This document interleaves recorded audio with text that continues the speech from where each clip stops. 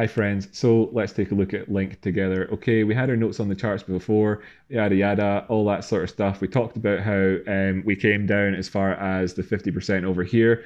Now, of course, that's, fair enough. There was no classic visible bearish divergence. There was a touch of hidden bullish divergence. Potentially, should we have seen should we have seen the prices move towards the upside? Pardon me. Potential divergence is, maybe let's just call that stupid divergence, shall we? Because it's premature all the time to look at things like that. Grand scheme of things, 39k have been higher, low, and not break structure. Yada yada yada. So overall, at the minute on today's daily chart, yesterday's price action we saw it was at 42,000 is where it ended off. You can see that currently we're at 41,000. Overall, we're above the 39,000 area. The price action did actually come down as low as 40,000. So, that's okay-ish that we've still got this operating in this 236 Fibonacci. It remains invalid, or no, it remains valid. Sorry, it's not been invalidated by going back down below the 236, you could say. In which case, targets towards the 382 and whatnot can be, reasonable in terms of looking at that thing, of course, or whatever. But also, we've, in terms of the Fibonacci retracement here, which we're maybe more interested in right now in terms of potential for turnaround and whatnot. We came all the way down to the golden pocket zone, and right at that 618 to 0.6. Let's just stick it on here, shall we? 0.65. Okay, golden pocket. So we got right into there, and then the prices turned around. So perhaps that's what we need to just chuck that out. That's what we need to be looking at now for now before we get too super negative about things. You've got a couple levels here. Let's just call it 40k towards the downside, hoping that that can actually stay as being support for us, and that we can move towards the upper side overall. Going down, looking at this downward stuff, right? We're not divergent. Let's just go down to the lower time frames though and take a look at it and say, hey, is there any of that bullish divergence or hidden bullish divergence that we were looking for? Is it possible up these areas here? Is anything goddamn possible on these goddamn charts? And no. Everything remains convergent. We've not got bullish divergence coming in here or anything like that. So fair enough. It's just a warning sign normally as opposed to anything like in and of itself, and you don't need it for the prices to turn around. We can anticipate certain things being important for us. How about we look towards the 21 EMA as topside resistance just for now, coming in at around about our previous inflection point and talking about those 42,000s areas and saying, that'll be our first port of call up at this 382. If we can actually get above there, then start to put in maybe higher highs and higher lows and whatnot along the way, that'll be quite good. But let's not get ahead of ourselves. We don't need to count chickens just yet. This downward trend has just been doing its thing. So in terms of the 24-hour time frame, of course, we're still above these lows over here at 39,000. That's all good, therefore, and we've just filled out this triangle some more, whatever. And there is still plenty of room left for maneuver on this thing here, especially over the next couple of weeks, where you could even see it going down to the 39,000 and putting in a higher low compared to the on the weekly chart, as we sort of consider to continue to do sort of lower highs, higher lows, consolidating in this area. Now, overall, though, we're coming towards the point where I would like to see this breakout at some point, some point soon. So that's why I would hope to see something like bullish divergence if I wanted to see it break out towards the top side, or indeed hidden bearish divergence or something like that if I want to see it breaking towards the lower side. Let's just double check, was there any hidden bearish divergence? I know I said I was looking for it, but I wasn't really looking for it at the time. Yeah, between these two highs. Sorry about that. It just was like, oh, I'm looking, but I was looking but not seeing, or seeing but not thinking, or whatever but not whatever. Yeah, but hidden bearish divergence here between this high and this high. It's just pushed the prices on a bit further down. So hidden bearish divergence is what we ended up with, not hidden bullish divergence.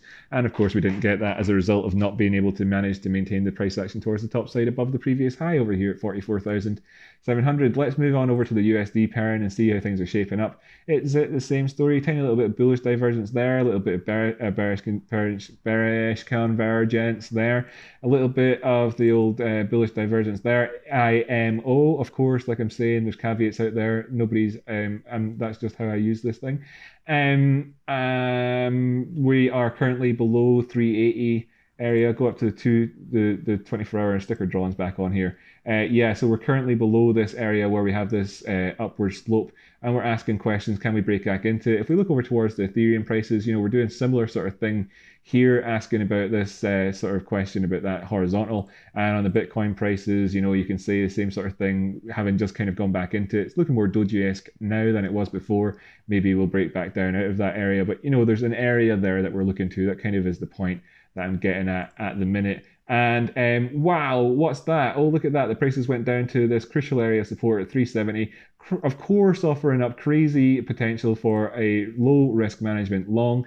Of course, I'm not a financial advisor. None is financial advice. You're already at this low price of the day so far in terms of the body, 5.5% up. If you'd cashed out at the top, you'd have got 7.5%, and that's just taking it from around about the line as opposed to where it actually went down as far as 365 before turning around. These are always zones and not levels to the price point. People who say they are don't know what they're talking about. In terms of a move outside of this thing, well, take the channel, take it to there, stick it to about 75%. We've had overall effectively had as much of this as we need to have had in terms of just measure move things. Now, Bukowski doesn't actually do it that way, but who cares? Let's just do it for that way for the laughs.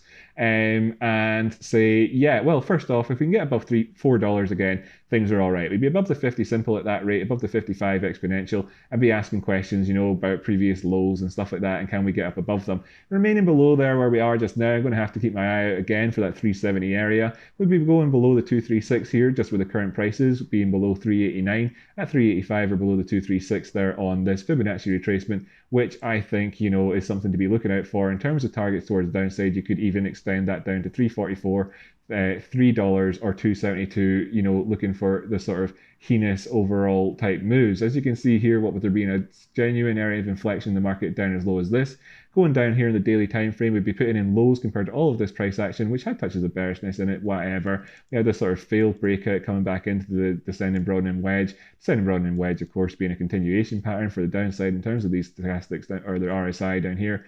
And, we've come all the way down here towards this oversold zone, but not actually done it. As part of an overall upward trend, that could be enough as enough in terms of that. But at the same time, overall, we have negativity with the DMI moving up above the ADX here on this line, which is above 20. So you have this downward price trend here at the minute. Ouch, that's not so great. But like I was actually boiling up to saying before, if you look over to the weekly time frame, then you can see that just over here where that inflection point was really, the last low on the weekly was over here. This would be putting in a lower high if it were to come anything like down to there. So we actually hope to see this prices on the weekly chart go up towards 450, and even if it doesn't achieve much then in terms of the daily time frame where you can see the previous highs at 470, at least in the weekly time frame you'd be able to say, look, we're still continuing on with an upward trend overall if you saw prices up at 450 closing out a week. So that's what we'd like to see happening, and see one of these areas come in here and actually operate as support as part of a sort of overall on the way up organic movement towards the top side. But of course, with this kind of being so sort of extended up the way, these things are due to happen at some point. In terms of like, is this a bear flag? Is that a bear flag? Like people might ask, no, it's not, because it's too long for it to be a bear flag. Overall, it's just a triangle or something like that, or not a triangle, a channel that it's been in, essentially. And well, whilst this can offer us an idea, prices could move one way or the other. It's not the be all end all.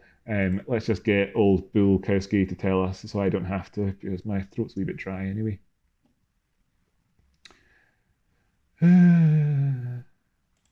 Close this tab. Ask it again. Please do this. And then go to this. Thanks for your patience through that little dead zone in the video. So, you've got trade up channels from alongside, buy and price rebounds, blah, blah, point, blah, blah, break up for blah, blah. For position traders, blah, blah, ride the channel up the bottom, sell breakouts downward the channel, see buy and sell sections, whatever. You can come over here and see your sort of the chat about this yourself. For instance, like buy this breakout, sell that there.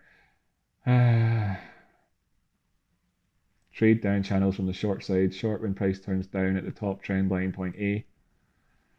Be ready to cover as prices near the bottom trend line point B.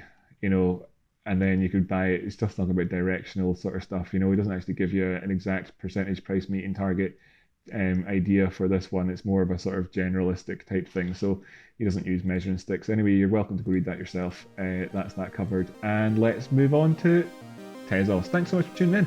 Really do appreciate it. Share the video with a friend if you've got one that you think would like it. And yeah, cool. Catch you next time.